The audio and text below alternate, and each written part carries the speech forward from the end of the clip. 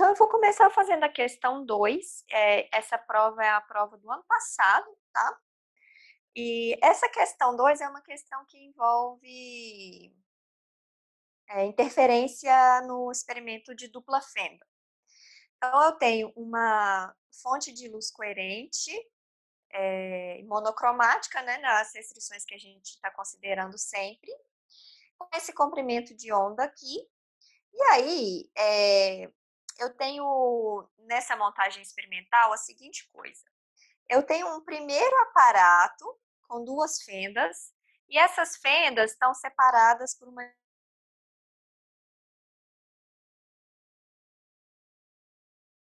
Essas fendas estão separadas por uma distância 2D, tá?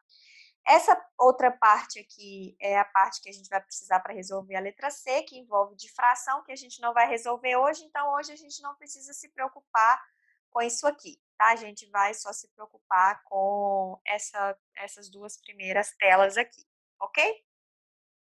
E esse experimento, ele é montado de maneira que os dois primeiros máximos do padrão de interferência causado pelas fontes, pelas fendas F1 e F2, coincidem com as posições de F3 e F4. Então, eu tenho um máximo central e os primeiros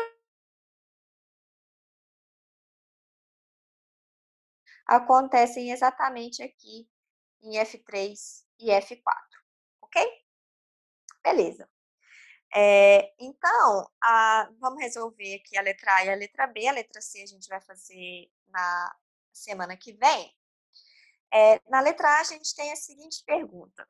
Quais são as diferenças de fase entre as ondas provenientes das fendas 1 e 2 quando elas atingem as fendas 3 e 4? Tá? Então, para isso, para responder essa pergunta, a gente vai usar o fato de que eu tenho os primeiros máximos laterais do padrão de interferência provocado por essas fendas, exatamente nessas posições aqui. Então, nessa questão aqui, é a questão 2 da prova de 2019, a gente vai começar com a letra A. Então,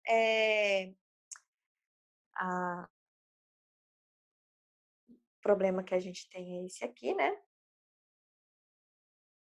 Então, aqui é 2D e aqui é D.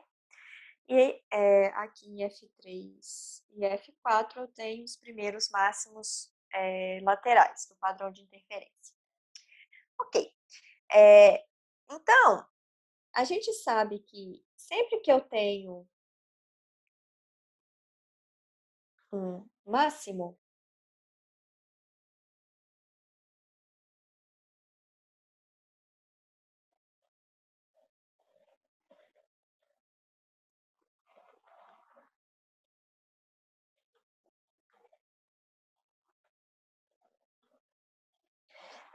a diferença de caminho é um múltiplo inteiro do comprimento de onda. E para esses casos, a gente tem, né, para F3 e F4, como são os primeiros máximos laterais, a gente tem M1, N igual a mais ou menos 1, tá? Então, isso aqui é porque em F3 e F4,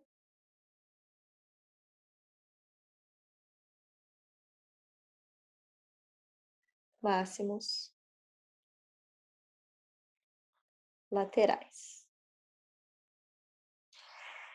Ok, então a gente sabe também que a diferença de fase está relacionada com a diferença de caminho.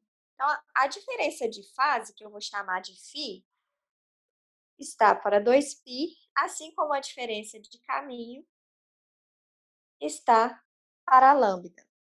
Então, isso aqui vai me dar mais ou menos lambda dividido por lambda, que é igual a mais ou menos 1. Então, φ é mais ou menos 2π. Então, a gente tem aqui um máximo máximos laterais. Nesse máximo central, eu tenho M igual a 0, φ igual a 0, a diferença de fase é 0.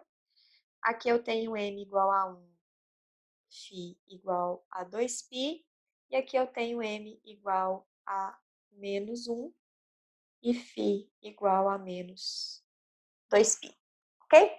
Então, a letra A é isso, é relacionar a diferença de fase com a diferença de caminho entre as fendas 1 e 2 e a posição das fendas 3 e 4. E lembrar que como eu tenho os primeiros máximos laterais aqui, eu tenho M igual a menos 1.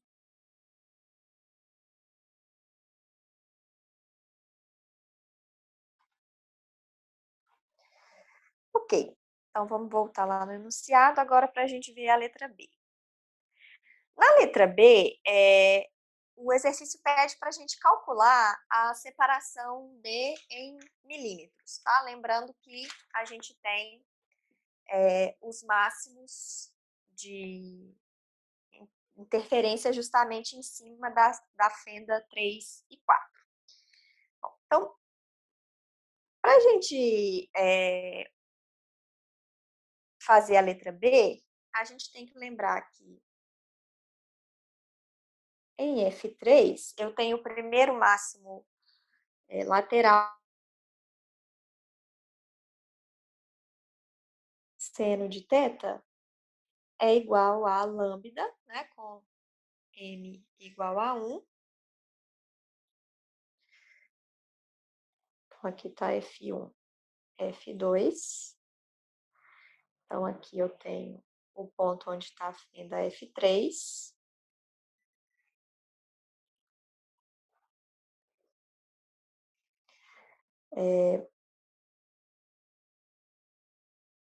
Se eu chamar esse ângulo aqui de θ, eu tenho essa relação que D seno de θ é igual a lambda.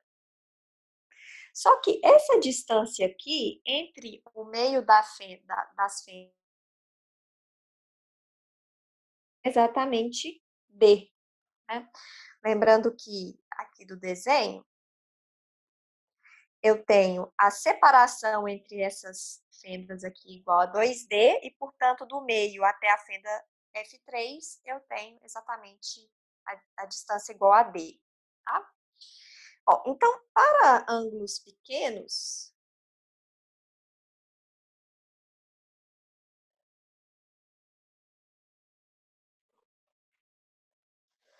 a gente tem que seno de θ, ops, aqui não precisa dessa,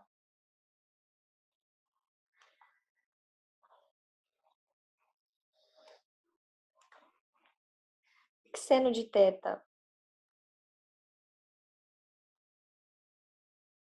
é aproximadamente tangente de θ, que é igual a D sobre L. E, portanto, se eu substituir daqui de cima, eu tenho que D ao quadrado sobre L, né, que é o D vezes o seno, é igual a lambda. E isso aqui implica que D é raiz. Numéricos é só substituir aqui para calcular, ok? Então, essa aqui é a resposta que a gente queria, ok? Bom, tem uma terceira parte aqui que envolve um problema de difração nessa terceira fenda que está aqui, nesse terceiro aparato que está aqui, que é uma matéria que a gente vai ver nessa semana, e, portanto, a gente volta nesse tema aqui na semana que vem, tá? Então, a letra C a gente vai resolver na semana que vem. Ok. Bom, então, isso conclui que, na verdade, é a segunda questão da prova. E agora eu vou fazer a primeira questão da prova, tá? Então, essa questão aqui envolve o problema de interferência em películas finas. E nesse problema, a gente tem a luz incidindo quase perpendicularmente, e eu tenho uma película formada por um material com índice de refração N1. Aqui eu tenho o índice de refração N0, que é o ar. Então, aqui o índice de refração é 1.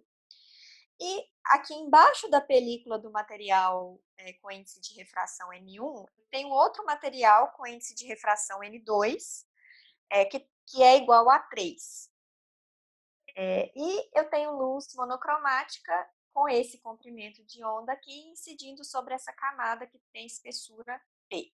Então, e a incidência é praticamente normal à superfície, o que quer dizer que esse ângulo θ0 aqui é bem pequeno. E aí o exercício pede para a gente determinar as frequências e os comprimentos de onda da luz nos 3 meios. Então, a letra A é para a gente fazer essa continha. Então, aqui, a questão 1, letra A. Então, lembrando que eu tenho aqui o meio N1 igual a 1,5, e aqui eu tenho N3, N2 igual a 3. Bom, então, a primeira coisa que a gente tem que calcular são as frequências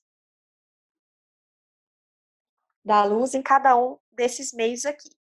E aqui é muito importante a gente lembrar que a frequência é uma característica da fonte, ela não se altera quando a luz passa de um meio para o outro.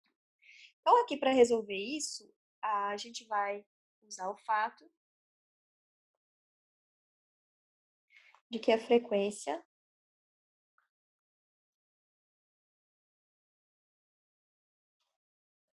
é sempre a mesma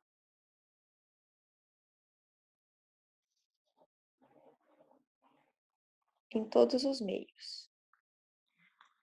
Sempre a mesma. Então, a frequência 2 é igual à frequência 1, que é igual à frequência 0, que é igual à velocidade da luz no ar dividido pelo comprimento de onda da luz no ar, que é aproximadamente 3 vezes 10 a 8 dividido por 600 nanômetros, que é 600 vezes 10 a 9.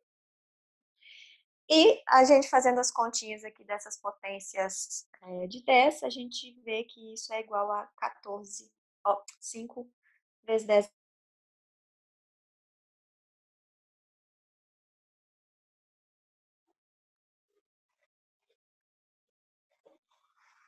unidade para a frequência. Então, a frequência é sempre a mesma, uma característica da fonte.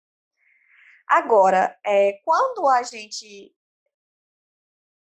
vai olhar para o comprimento de onda e para a velocidade da luz no meio, aí sim a gente vai ter alteração que depende do meio em que a luz se propaga. Então, o comprimento de onda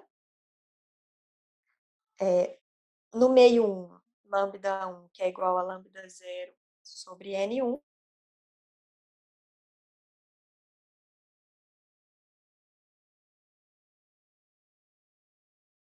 600 dividido por 1,5, que é igual a 400.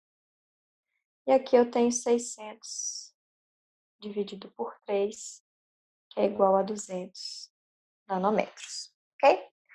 Então, isso responde a letra A.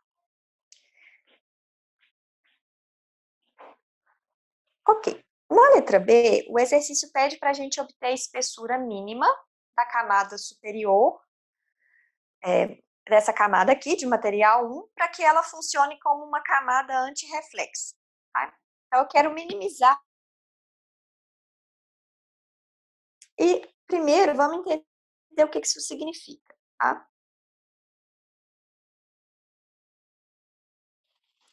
Então, falar que eu quero uma camada anti-reflexo significa que eu quero que aconteça interferência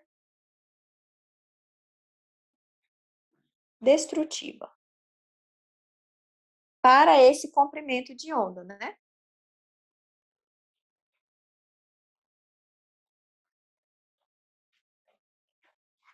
Então, isso depende não só da espessura, mas também do comprimento de onda, da relação entre a espessura com o comprimento de onda.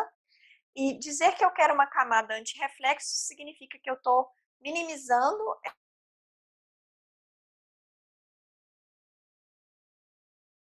a destrutiva para esse valor de lambda. Então, eu quero fazer a película, desenhar a espessura da película de modo que eu tenha interferência destrutiva para esse comprimento de onda, para essa faixa de frequência.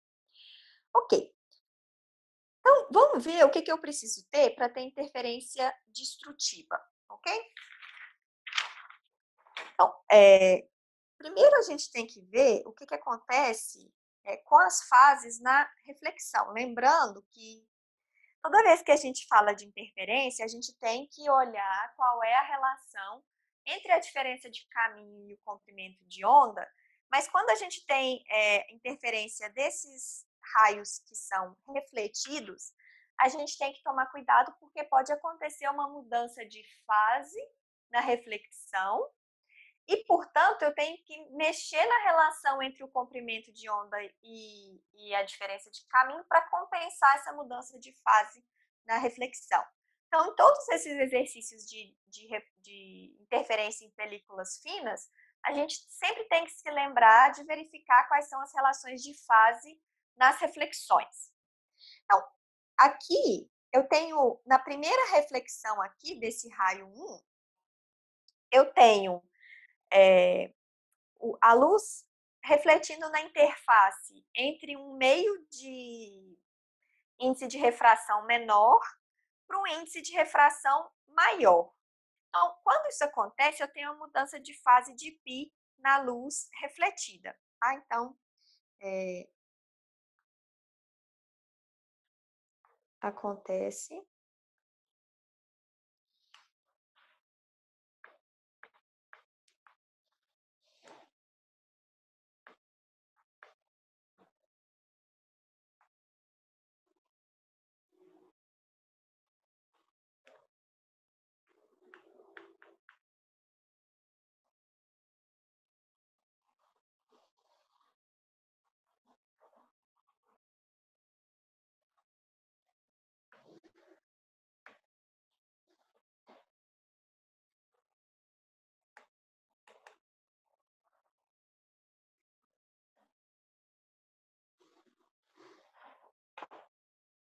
Só um minutinho que meu negócio aqui deu pau.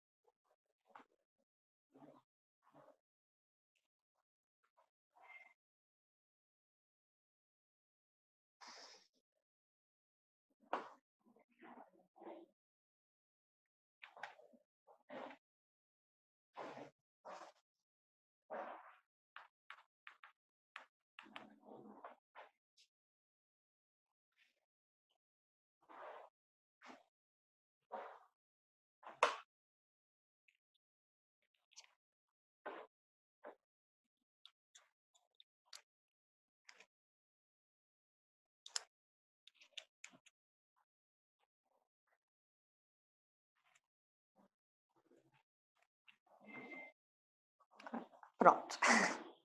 Problemas técnicos. Então, voltando aqui, né? Então,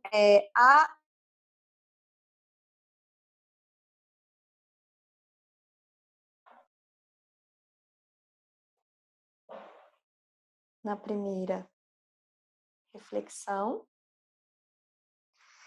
E, se a gente voltar aqui, como aqui eu tenho um meio N2, que tem índice de refração maior do que o N1, eu também tenho mudança de fase na reflexão do raio 2. Então, também há mudança de fase na segunda reflexão.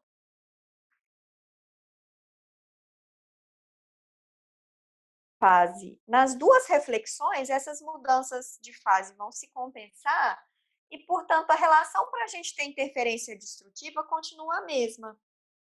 Então, a relação que a gente quer para que aconteça interferência destrutiva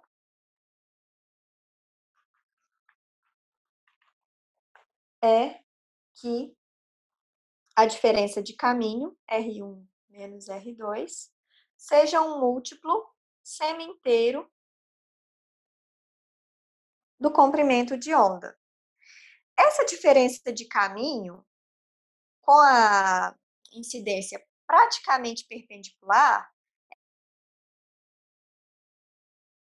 que é a quantidade que a luz viaja entre a transmissão na primeira superfície e a reflexão na segunda superfície e depois a transmissão aqui. Então, eu tenho que 2t é m mais meio lambda. E aí, o que o exercício pede é o valor mínimo de t para que isso aconteça. Então, como a gente quer o t mínimo, a gente vai fazer n igual a zero. Portanto, eu tenho 2t igual a lambda sobre 2, que implica aqui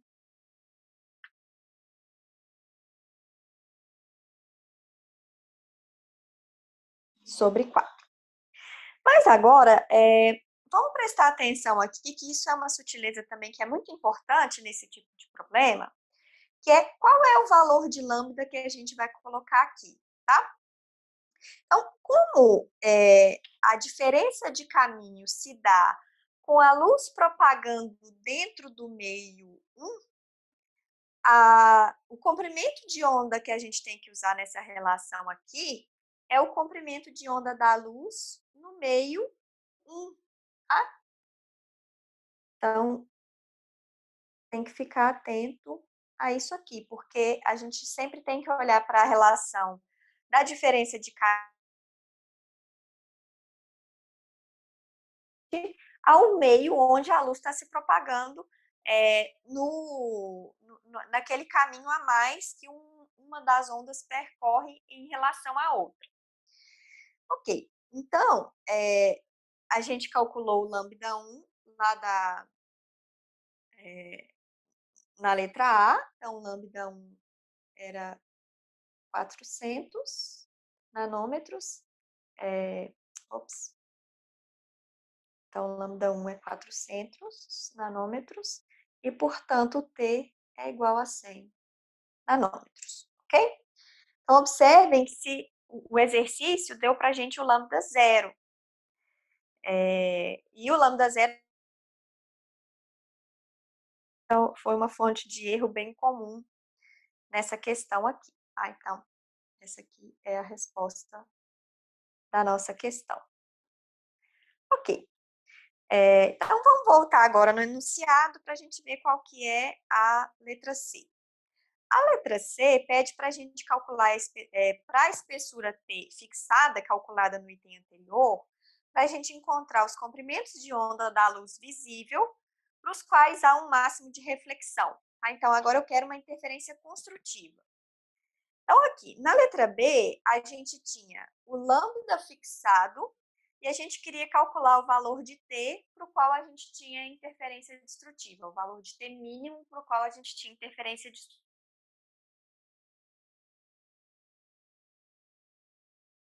O seguinte, a gente vai fixar o T, então o T está fixo, e a gente vai calcular os valores de lambda para os quais a gente tem interferência construtiva, interferência máxima, intensidade máxima, com esse valor de T aqui. Então, agora, para a interferência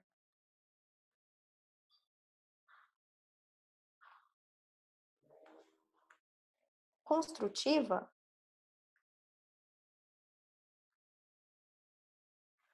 como as fases que se acumulam nas duas reflexões se cancelam, a gente tem a condição usual. A diferença de caminho tem que ser um múltiplo inteiro do comprimento de onda. Tá? Então, isso significa que o lambda tem que ser 2t sobre m. Lembrando que aqui é o lambda no meio 1, né? Em que m é um número natural, maior do que 1, né? De 1 em diante. Ok. Então, agora, vamos ver que comprimentos de onda da luz no visível podem ser obtidas com essa expressão aqui, tá? Então, a luz visível, como o enunciado do problema, aqui.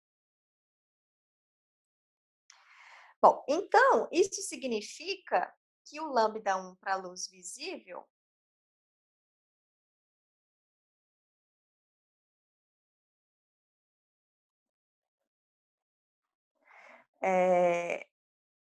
tem que satisfazer essa relação. Isso aqui implica que o lambda 1 para a luz visível tem que ser maior ou igual a 300 nanômetros. Então, isso aqui para a luz visível. Só que acontece que se a gente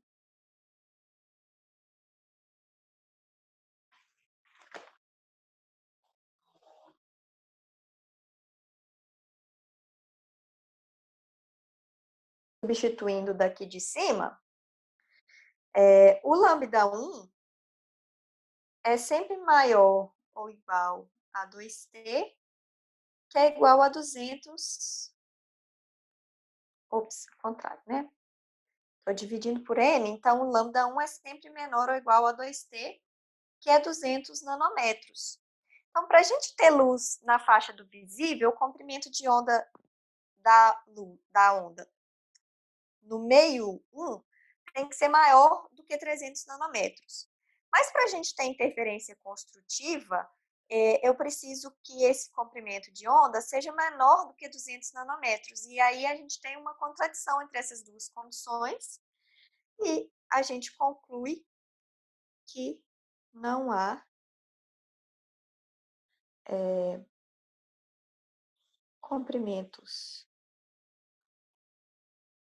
ou valores de lambda 1 na faixa da luz visível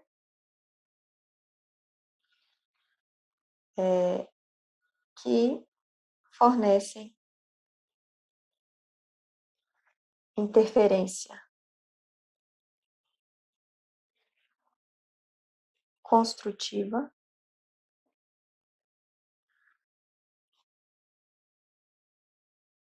para esse valor de T. Então, o que acontece aqui é que a película é fina demais para ter interferência construtiva na faixa da luz visível. E aí, o que acontece? Acontece aqui um fenômeno parecido com o que a gente vê naquele experimento da película de bolha de sabão. Quando a película fica muito fina, quando ela está quase estourando, a gente vê isso em bolhas de sabão também. A gente começa a ver uma mancha preta no topo da película.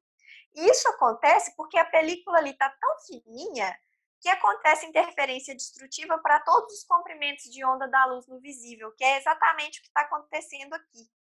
Então, não existe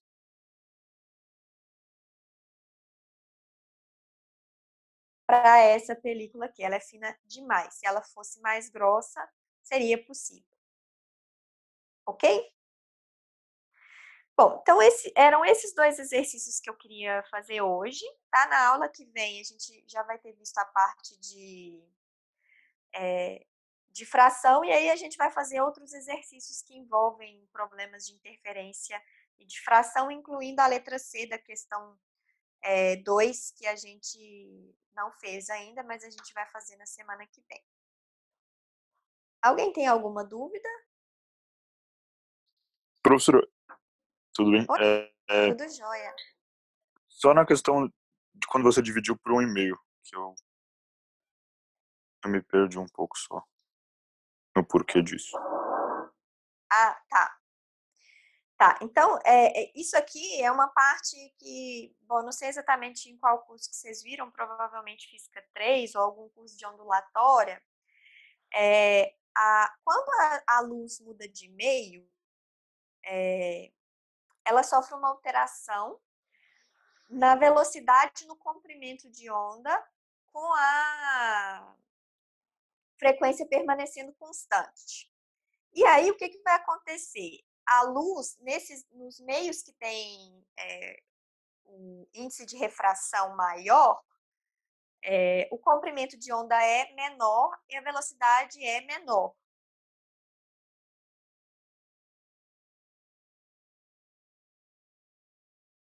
De índice de refração maiores, o comprimento de onda da luz, ele sempre se altera seguindo essa equação aqui. Então, eu vou pegar o comprimento de onda da luz no ar e dividir pelo índice de refração.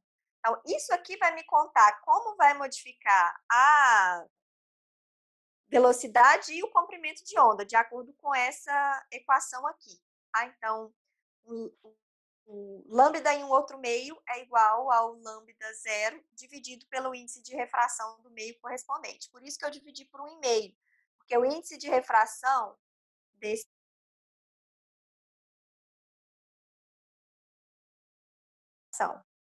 tá claro? Ah, entendi. Mas lá, pode baixar um pouco, por favor, só pra ver se será a mesma coisa? Acho que foi na letra B.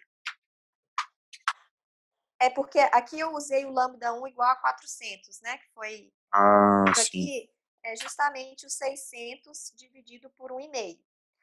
Por que eu estou usando o, o 600 dividido por 1,5? Porque a diferença de caminho, que é entre esse raio que é refletido aqui na primeira superfície e esse raio aqui, que primeiro passa pela película para depois ser transmitido dentro desse meio 1.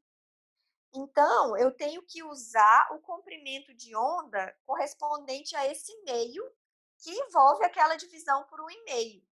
Então, é por isso que eu usei aqui o 600 dividido por 1,5. É por causa disso. Tá claro? Ah, e mais pra baixo, eu acho que na C também foi isso, então. Foi exatamente. Aqui também, ó. Essa Aqui, parte do aqui, 400 e aqui. 800. Era isso, isso. Tá. É porque o quê? Eu tô comparando a diferença de caminho com o comprimento de onda. Só que aqui foi me dado o comprimento de onda da luz visível no ar, no vácuo, né? A comparação tem que ser feita entre o caminho percorrido, que é o 2T, mais o comprimento de onda da luz, onde ela percorre esse caminho adicional, que é o meio 1. Então, por causa desse caminho aqui que está sendo percorrido no meio 1, eu preciso comparar isso com o comprimento de onda da luz visível no meio 1. E aí eu fiz essa divisão aqui para saber qual que é o comprimento de onda da luz visível no meio 1. Tá Ah, claro? agora fez sentido. Obrigado, professor. De nada. Tá claro para todo mundo?